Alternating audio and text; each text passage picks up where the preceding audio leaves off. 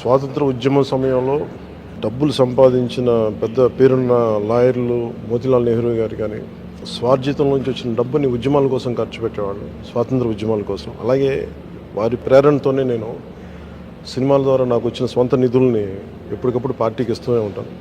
దాంట్లో భాగంగానే పార్టీ నిర్వహణ నిమిత్తం 10 కోట్ల రూపాయలు నా సొంత నిధుల్ని మా పార్టీ ట్రెజరర్ శ్రీ రత్నం గారికి అందజేశాం. ఇప్పుడు ఎన్నికల నిర్వహణ లేదంటే ఒక పార్టీని నడపడం చాలా డబ్బుతో కూడుకున్నది. నేను చాలామంది నా కోసం 200 రూపాయలు, 500 రూపాయలు, 1,00,000 రూపాయలు ఇచ్చే ఒక బేల్దారి మేస్త్రి కానీ వీళ్ళందరూ నాకు చాలా ప్రభావితం చేసే వ్యక్తులు. 500-600 రూపాయలకి కూలి చేస్తూ నాకు ప్రతిరోజు 100 రూపాయలు పంపించే రైతు కూలీలు ఉన్నారు.